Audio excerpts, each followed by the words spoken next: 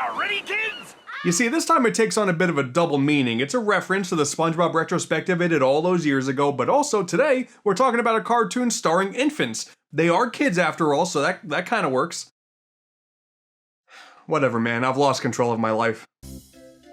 Listen, SpongeBob SquarePants may be Nickelodeon's golden child or, you know, their little yellow grown man, but it really can't be understated that Rugrats was one of the biggest successes that network ever had. When the whole concept of Nicktoons first became a thing in 1991, we had a brand new trio of cartoon universes to dive into. Rugrats, Doug, and Ren and Stimpy. I was honestly never really a huge fan of Ren and Stimpy, and Doug was pretty good, right? You know, killer tofu and all that. It's like a western slice of life anime. But I mean, just look at all the episode counts and run dates for the three here. Like, you tell me which one had the most success, it's obvious. Just a few tiny babies going on massive adventures, all while the parents are stressing out in the background. And I mean, I would be too if my last name was Pickles, to be fair. Related to Professor Pickle from Sonic Unleashed, perhaps? Oh yeah, and there was also like that one time that grandpa, he went out for a random Russian roulette meeting in the middle of the night.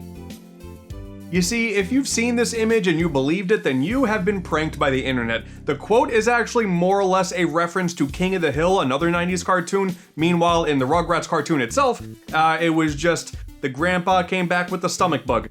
That's it. That's as exciting as the dialogue got. He wasn't doing Russian roulette. You can really put yellow text under anybody speaking and people will believe it.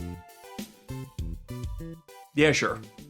These little Rugrats took the world by storm. The show lasted for years. There were 3 theatrical films, one of which is a damn crossover with the Wild Thornberrys. There were comics, a bunch of merchandise, prominent roles in Universal Studios, a couple sequel cartoons with preschool days and All Grown Up, neither of which were good. Like, I didn't even realize that preschool days was a thing until doing this video, and I hate this art style. Like a lot. It's bad. There was even a Rugrats reboot in 2021, and Jesus Christ, is Dill 1 or 100? But of course, today we're talking about the video games, the best type of merchandise any 90s property could ask for. Now, obviously, hot off the heels of my multiple SpongeBob game videos, Rugrats certainly doesn't match up in terms of quantity, but you know what? There's still some prime nostalgic content here to dive back into. They never made a grandpa Russian roulette simulator, but you know all I'm saying is, like, there's very clearly a market there. Like, they should do something with that, you know? But this desire to do a Rugrats video game retrospective didn't come out of nowhere, no. You see, one of the craziest video game releases in recent memory, at least in my stupid opinion, was in September of 2024 when we got Rugrats Adventures in Gameland, a brand new game in this franchise. What? Dude, it's an NES game too. Like, how perfect is that? Now, you may think that because this game features an HD toggle to swap in more modern hand-drawn graphics at the push of a button, it's just one of those classic 8-bit styled indie games, no big deal, but nah.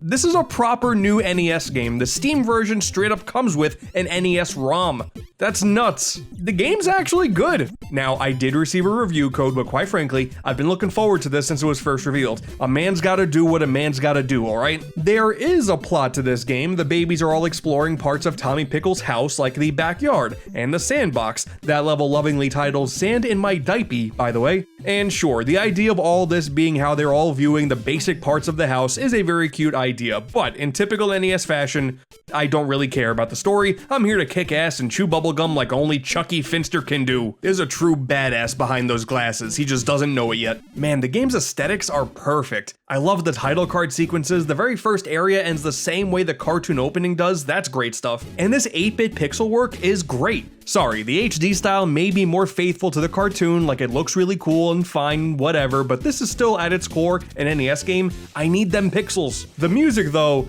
now that can stay HD. This game has no reason to have a soundtrack as good as it does. There are like so many good tunes here that I've been humming for months. The refrigerator track, like, oh man, the ice level music is sublime. And guys, like, holy sh**. The boss track is a heavy metal rendition of the theme song. This sounds like a friggin' Sonic final boss track, what do you mean? When it comes to the gameplay itself, it really makes its inspirations obvious. You got a Mega Man styled level select, Mario 2 styled character select, even down to each baby playing slightly differently, like Lil having the Peach hover jump. We got Chip and Dale styled throwing mechanics, we got a ground pound, which to me just feels like a bit of a heavier DuckTales pogo jump, as well as some more modern ideas like the levels having collectible coins required to complete the entire game. There's co-op if you're into that sort of thing, fine, have at it, and an honestly pretty decent continue system, foregoing the classic NES, oops, game over, start a new game, idiot mentality. Glad that's a thing of the past. Dude, they turned the ugly Cynthia doll into the Castlevania Medusa heads. Oh man. Adventures in Gameland really just boils down to being a really fun game, giving a beloved IP the time and energy to make something good rather than simply pumping out something low effort as a show tie-in and nothing more. You love to see it. By no means is it a long game, it's still an NES platformer we're talking about here. Took me about an hour my first time through, no doubt it's way shorter once you actually know what you're doing, but I still gotta commend what the Mix Games accomplished here. This is a perfect love letter to classic Rugrats and Nickelodeon fans. Modern Rugrats fans, if they even exist, I'm pretty sure they're still dealing with that Dill trauma. I really hope this opens the door for more retro revivals. You know, I'm thinking Angry Beavers co-op game next. Ooh, like a Chalk Zone game. That would be kinda sick, actually. Or, you know, they could just keep making SpongeBob games until the sun blows out. Damn it, it never ends for me. Now, it would be one thing if Adventures in Gameland was just this really fun game in its own little bubble, but we all know by now I'm a bit of a psychopath. This led me down a bad rabbit hole to just play every single game that has the Rugrats name attached to it. A game reviewer's gotta do what a game reviewer's gotta do. Outside of the general Nickelodeon crossovers, once again, like of course you got Tommy as a playable racer in the racing game, you can play as Reptar in All-Star Brawl, and that kind of makes sense. I am a little upset that you can't play as like XJ9 Jenny just beating the crap out of Chucky Finster, but I totally get it logistically, that would be pretty bad. So once again, just Rugrats exclusive titles. Adventures in Gameland is the first game in this franchise in like 20 years. There's been a lot of games before this, okay? It's just been a long time. I got a lot to talk about. But first we gotta talk about today's sponsor, Raycon. Oh my stars. Don't you just love the holiday season? It's cold. If you're looking for a present for someone you know and love, even if that includes yourself, maybe consider something that you can use every day. Consider Raycon's Everyday Earbuds by Raycon. You have no doubt heard about these by now, and for good reason. They have tens of thousands of 5-star reviews online. These are pretty good. And the latest model is better than ever, boasting a 32-hour battery life and multi-point connectivity so you can pair with 2 devices at once if you want to overload your eardrums. These earbuds are perfect. Raycon sponsored me a few months ago, and no lie, I have really been enjoying my time with these. They have become my go-to audio device for when I'm traveling and I don't want to hear the crying baby a few seats behind me on the plane. Oh, thank God it's gone. Also, I've used them when I'm working, like, there's more casual uses than that. The good audio quality is only part of it. Having functionality attached to tapping the earbuds is pretty cool too, and I still love this blue color scheme with the Galaxy case. It looks great. Plus, this case supports wireless charging, so I don't even have to take off the protective cover to charge it. How nice is that? Just the fact you're able to pick and choose from a variety of different vibrant colors. Hey, all I'm saying here is for a holiday gift, that makes these pretty fun to unwrap. If you want Raycon's Everyday Earbuds for a holiday gift, now is your time to order. The cutoff date to make sure you get these for Christmas is December 15th. And no worries if you're not as impressed with these as I was, and I doubt it, Raycon offers a 30-day happiness guarantee with easy returns. It all boils down to happiness, that's all that matters here. Go to buyraycon.com/AntDude to save big for the holidays and get up to 25% off site-wide. That's right, up to 25% off everything on Raycon's website when you go to buyraycon.com/AntDude. Appreciate the fine folks at Raycon for sponsoring today's video, but now, time to take the earbuds out. It's time to go back to the baby noises. Oh no. It all begins with the 1982 arcade classic Rugrats. Wait a minute, that's not right. Dude, you know what's crazy? This game is actually available on modern consoles now. Like, I don't know. It's part of the Rugrats franchise as far as I'm concerned, okay? I refuse to live in a reality where the phrase Rugrats is like a real thing and not just a 90s cartoon reference. Good on ya, Rugrats, the 1982 classic. Where it really all begins is late 1998 with Rugrats Search for Reptar for PS1. And right from the jump with this low poly 3D recreation of the cartoon's opening, it really feels like they were trying to hit the ground running here. It is certainly a much more faithful first game than stupid SpongeBob Super Sponge. Hello. Hey, it's me.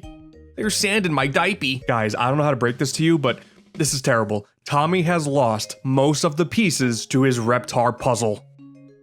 Damn it, this is why we can't have anything good in this world.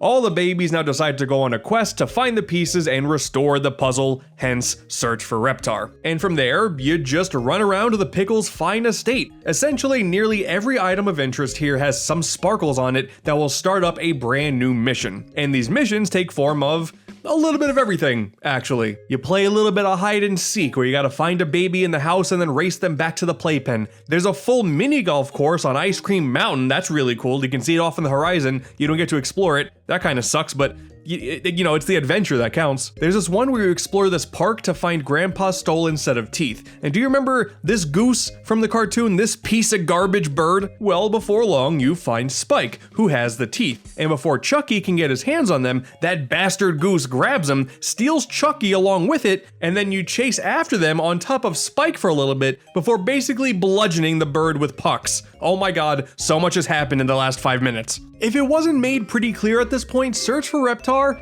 it ain't bad. Dare I call this game a childhood classic for the console. It does kinda come off as just a minigame collection, but I really like having the entire Pickles house to explore, and having missions that call back to the actual cartoon in a way that force the developers to come up with some pretty decent mechanics. That's cool. This game blends fan service and decent gameplay pretty well and gives you almost non-stop variety for the couple hours it takes to complete. You do primarily play as Tommy here, but the other babies do get their time to shine every so often, though it's not like they play any differently, but it's a nice change of pace. Except for the few times you play as Angelica, of course, because she just sucks and she has no good future to look forward to, and her doll sucks, and she's just a big fat fanny. But I especially enjoy the part where you travel to the mirror dimension and have to explore the house upside down to find and pop colored balloons.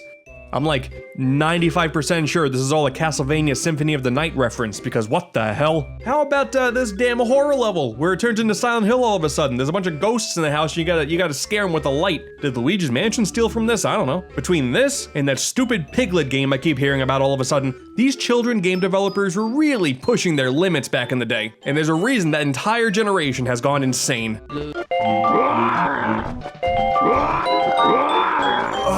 Okay, yeah, this part sucks. Touching any of these Reptar coins has the same yell sound effect playing over and over again. It's a bit much. Is it worth the pain and torment on my ears just to say that I finally beat this game after so many years?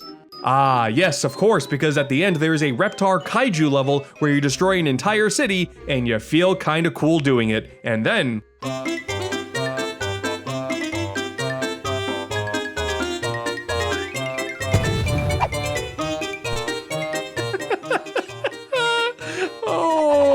God, okay, this game is awesome. Yeah, you know what? This may be spoilers for the rest of the video, but far and away, Search for Reptar is my favorite Rugrats game, no doubt.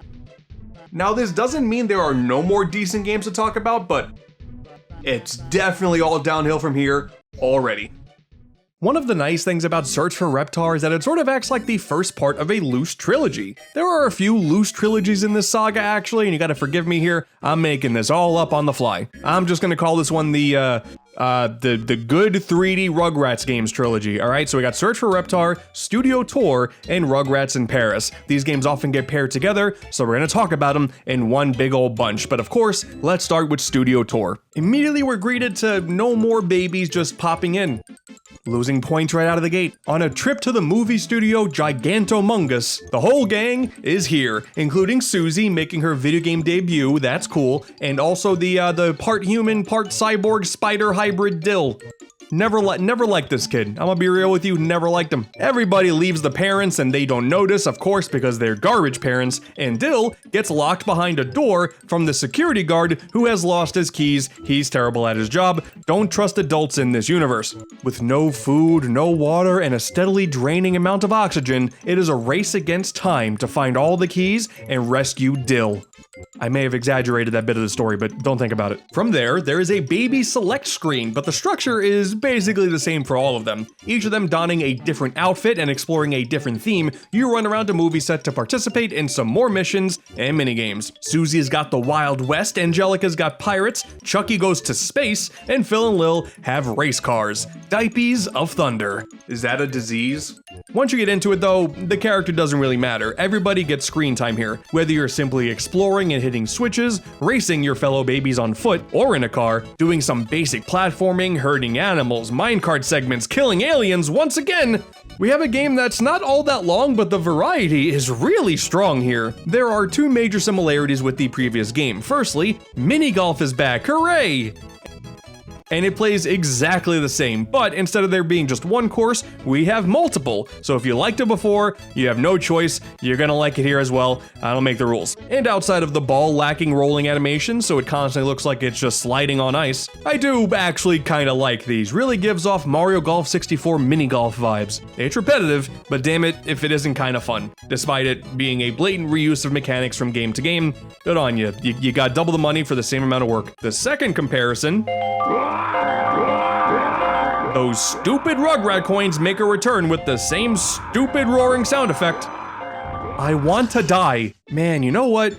I do really like this game too. It's not like Studio Tour succeeds or fails at anything spectacularly, but the fact that there are dozens of things to do all condensed into a 2 to 3 hour time frame, it could obviously be way worse. I don't like that there's this one minigame called Milk Squirt, but you know, otherwise, it's a pretty good time. And eventually, you do get enough keys, and it's up to you to now go save Dill. Whee! Oh, there's a second door, okay. And the kicker with this one?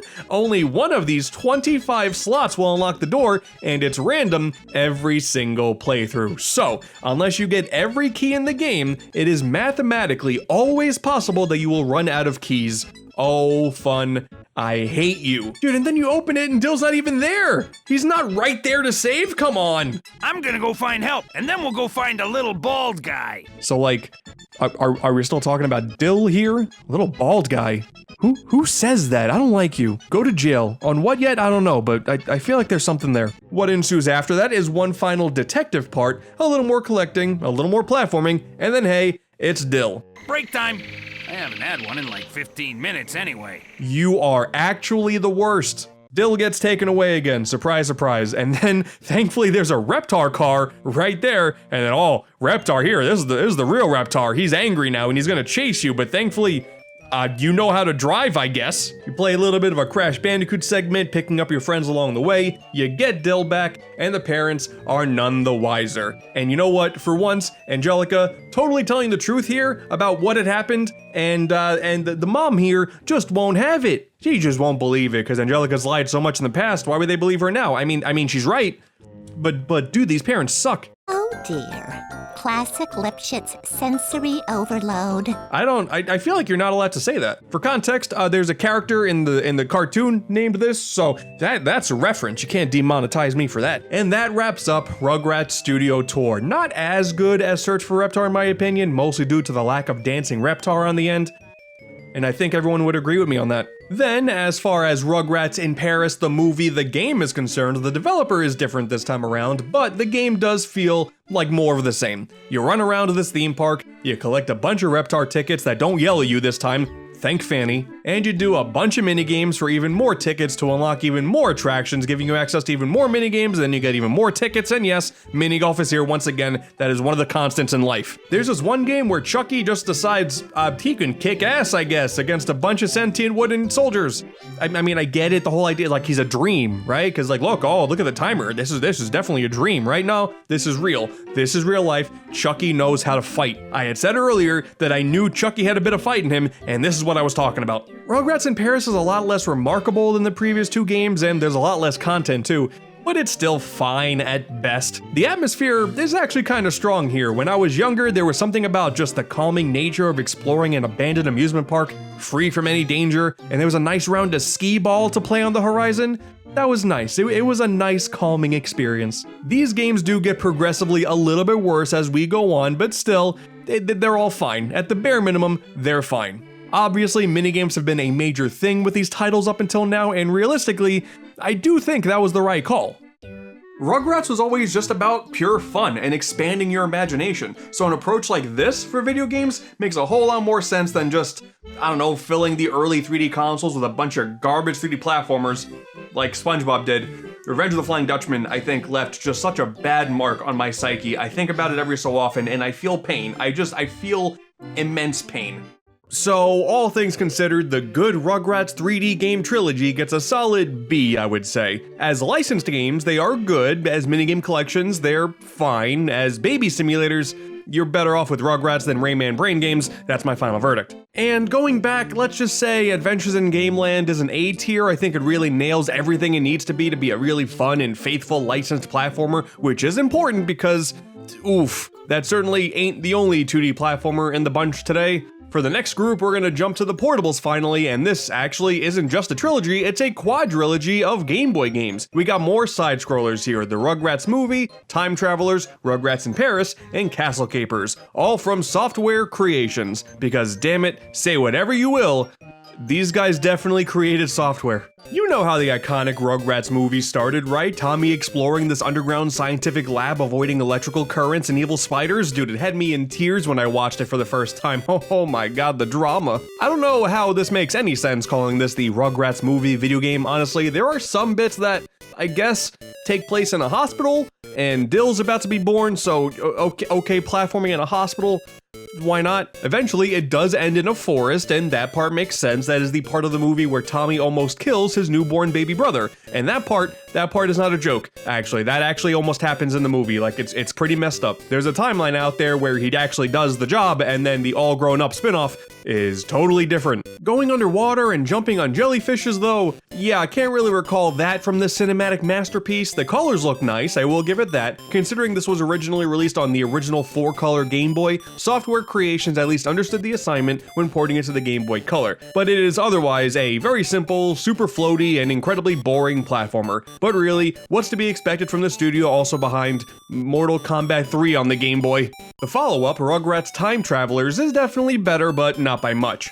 For one, a time travel plot for the Rugrats? Hilarious. What's Chucky Finster have to say about World War II? But it's another super basic platformer, this time with a stronger level variety, and that's kinda nice. You know, there's Ancient Egypt, the Wild West, the Lost Kingdom of Atlantis. Sure, again, graphics for Game Boy Color, this is fine, but gameplay-wise, there is nothing for me to latch onto here. There's like an attempt at something interesting here. We got minecart segments. Diddy Kong would be furious. But yeah, this otherwise stays the course the entire game, until the very end when you travel to space and then you explore the moon as Dill, and this is the best part of the game. And if Tommy actually did the job in the first movie, this would have never happened, so I'm glad we're on this timeline. 2 games in, not looking great, maybe Paris will be better. The console game was good after all. It's just more of the same. There are more minigames though, so I guess it's good, but nothing about this feels like the amusement park wonders of the other versions, so okay, why is there Booger World? The platforming isn't fun, the minigames are boring, this is another miss, I'm sorry to say. And why is this another movie tie-in that has absolutely nothing to do with the movie? The only thing that's Paris-themed is the title screen. You see some of the babies are wearing berets. Who doesn't love a bit of cultural appropriation in our baby games? Man, I'm getting so tired here. Maybe Software Creations is being stifled by too weak of hardware. The ambitions they have for this franchise are far too grand for the weak and pathetic Game Boy Color to handle. This piece of garbage, this is a baby's toy. Rugrats Castle Capers, now on the Game Boy Advance. And it's one of the best 5 out of 10 video games I've ever played. Aw, finally, dude! Something mediocre at best. If the previous few Rugrats games were some of the platformers of all time, Castle Capers is also one of the platformers of all time. But damn it, you know, the animation is dramatically smoother, the pixel work is dramatically nicer, Kimmy is here now, you know, and all of these things go a long way with what little we've been given so far. It's just man, nothing about any of these games really give off the Rugrats vibes outside of, yes, that is a bald baby you can play as. Chucky is an infant and he's already wearing glasses. How bad is his eyesight? At least the console games really evoke the whole feeling of going on these imagination-based adventures while the parents aren't looking. Unless we get Time Travelers 2 and figure out how Phil and Lil are gonna go back and stop the Lincoln assassination, I would say this was all a lost cause. The software creation side-scroller quadrilogy, it gets a D. You're missing nothing here. Now there are two final side-scrollers to talk about here, but they're not necessarily Rugrats. We're gonna talk about All Grown Up for a second.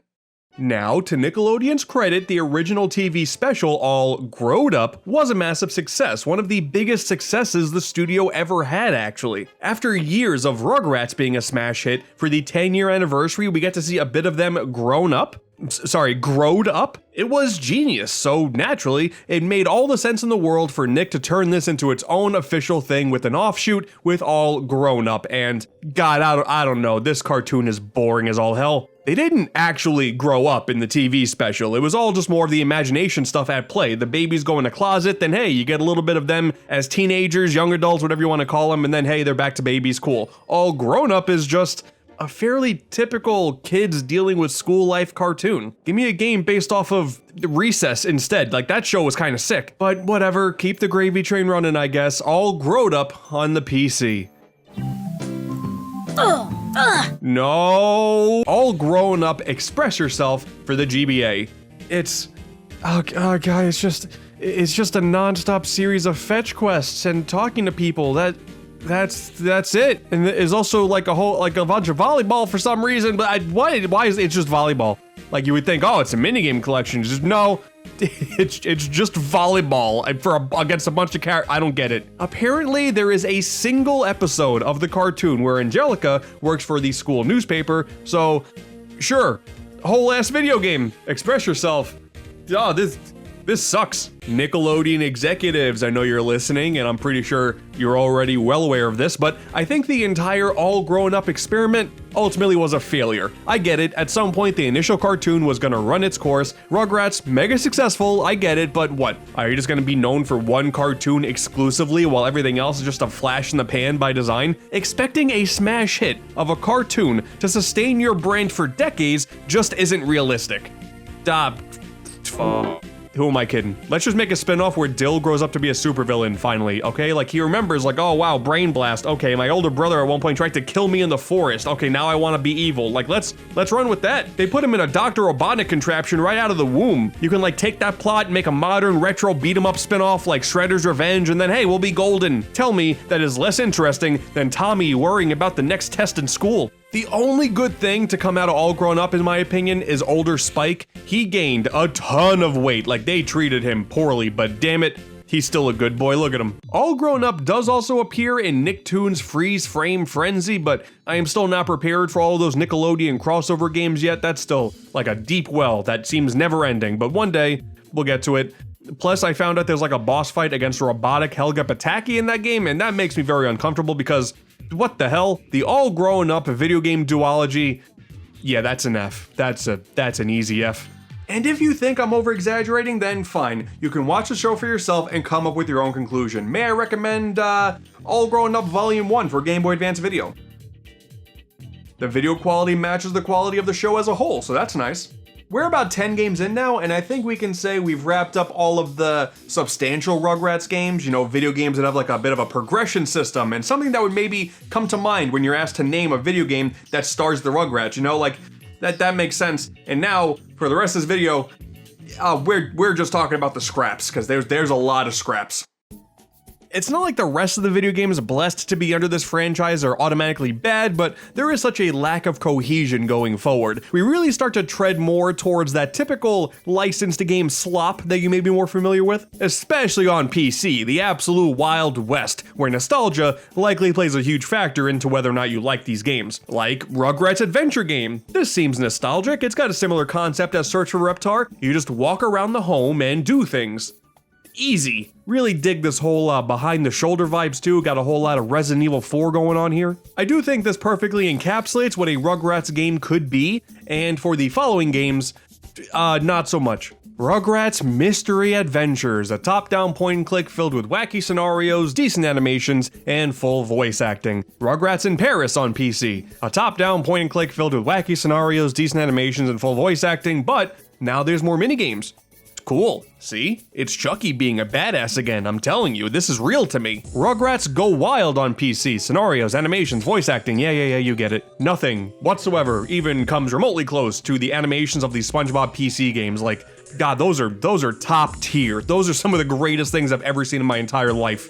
Oh God, and I haven't really even talked about how wild Rugrats Go Wild is yet, have I? Remember the Jimmy Timmy Power Hour? Yeah, it's like that, but not as cool. Sure, I do like the Wild Thornberrys as much as any 90s kid who refuses to let go of the past, but you would barely even realize that they're involved in this movie since the Rugrats got top billing. This is a Rugrats movie through and through. The Wild Thornberrys, they're also there. There was that one episode of the Thornberrys where like the old elephant dies, and that was pretty sad. You see, Eliza Thornberry can talk to animals, and that is a perfect layup for incredibly traumatizing childhood television like this. I'm also convinced that whole talking to animals ability is the only reason why this movie was made, because they got Bruce Willis to voice Spike.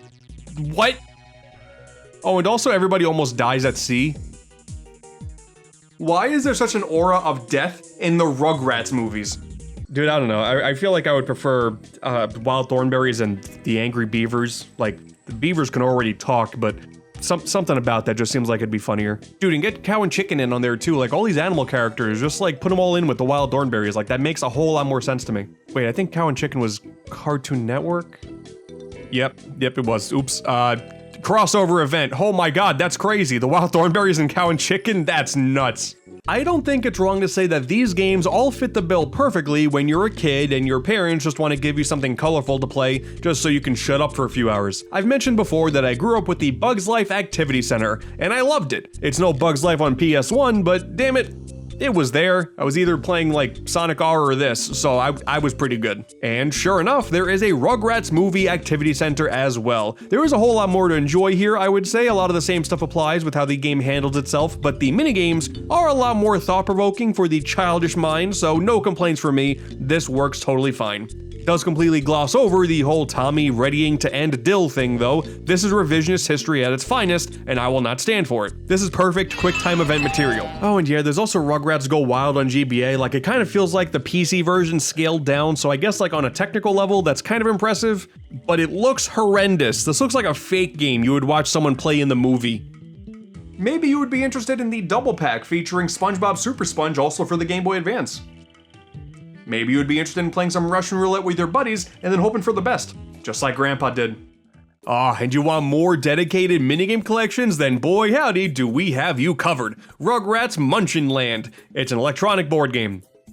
Woohoo! According to some review back in the day that I can't access the full thing anymore, testers, boys, and girls aged 6 to 9 loved the game. Older kids grew slightly bored with the quote board game theme. So, for all of you 6 to 9-year-olds out there, stop watching this video. Oh my God, what are you doing? It's not made for kids. You should go learn about taxes or something. It's Rugrats Scavenger Hunt that is the true Rugrats board game experience.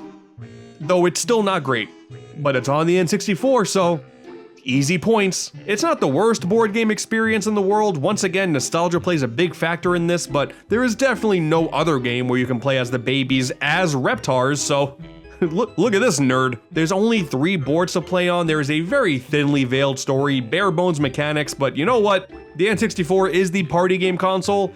I guess it's fine. What, it's like either this or Iggy's Wrecking Balls? Load up the drinks, we're gonna have a hell of a night. This was all just a big ploy to promote Fortune Street for the Wii. I never get to talk about it, and it's like a really fun way to learn about taxes because it's like a board game, but Mario's there, and there's a tax system. Just go ahead and play Fortune Street. That's a much better use of your time than like any of these. All right, we'll continue. Now, the true gem, the one I neglected to mention during the PS1 games earlier, Rugrats Totally Angelica. If you played those earlier games and watched the cartoon and thought, you know what, these games are fun, this cartoon is cool, but I wish there was more of a spotlight on just Angelica. I want a game where you can just play as Angelica and no one else. No, you didn't. Shut up. Once again, we have another below average minigame collection, but the big kicker with this one is you slowly, and I mean incredibly slowly, unlock accessories for Angelica so she can participate in a fashion show. We got cookie catching, we got obnoxious ball rolling, a little bit of tactical espionage action, all the rage on the PS1, and then you put some stuff on Angelica, a bunch of adults, I guess, tell you that you're not pretty enough, and then you grind the minigames out some more for some more random things, and then hope that this time your outfit doesn't enable the crowd to further ruin your self-esteem. What a great message. The minigames in their own little bubble are fine, but this whole structure I'm not a fan of, and then they ported the game to the Game Boy Color, and it's basically the same thing. Again, you don't often see the same game back then roughly translate to the console and handheld this similarly, so kudos. It's still not good though. I don't like these eyes. I don't like these eyes staring back at me. But then we have Totally Angelica Boredom Buster on the PC. Bro, you ain't busting any boredom, you kidding me? Rugrats, I Gotta Go Party. What a what a title. May as well just call this Rugrats. I gotta shit my pants. Oh, look at this tilting baby technology. Oh, baby. Dude, they shoved a whole Mario Kart in this? That's nice. I did say earlier that minigames were the right call for Rugrats video game adventures, but I should have clarified here, good minigames were the right call for Rugrats games, not this. Not this. You see, what made SpongeBob SquarePants video games so interesting from the very beginning was no matter what console it was on, no matter who the developer was, these people really tried to take advantage of the world of Bikini Bottom and the limitations and features that each console provided. So while the batting record for those games certainly wasn't great, like at all, there's like a few good games and a lot of mediocrity, at least there was an effort there, and it's more interesting to talk about. Rugrats on PS1, pretty great for what they need to be, but everything else, just throw it all in F. I can't do this anymore. To end things off, let's take a look at the final Rugrats game that released before Adventures in Gameland completely changed the timeline. Let's take a look at Rugrats Royal Ransom for the GameCube and PS2, and that's it. No Xbox. Sorry, idiots. Phil Spencer? Another L for you, my friend. Anybody else find it crazy that a Rugrats game even exists for this gen of consoles? Like, it's not like it's that crazy unheard of. The franchise was still going strong in 2002, but after so many pixels and low poly 3D models, this level of clarity is fairly unsettling. And yet it still looks better than the 2021 reboot. I will never stop slandering this thing because, God, I keep looking up pictures of Dill from, God, it kills me. Why does he look like that? Ooh, special features. I love me a good special feature. God, it's just a Revenge of the Flying Dutchman trailer. I can't escape. Why is it called special features? There's only one thing in it, and it's a trailer for a garbage game. Baby Easy, Rugrat Medium, or Reptar Tough. Oh, hell yeah, man. Nothing exploded. Oh my God, Grandpa has two sets of eyes. All right, so this is the last Rugrats game that they actually kinda cared about, so quick plot synopsis. Stu Pickles has created the Play Palace 3000, a massive playground filled with a ton of different zones to explore. The parents, naturally, begin not paying attention, and then Angelica goes in, steals Tommy's toys, and go get them back. Okay, sure. And it kind of plays like a below average 3D platformer collectathon. All right, you got some variety there, like sledding, boat racing, catching monkeys. But then I was kind of impressed by this pretty large snowland. It's a full-blown collectathon. How cool is that?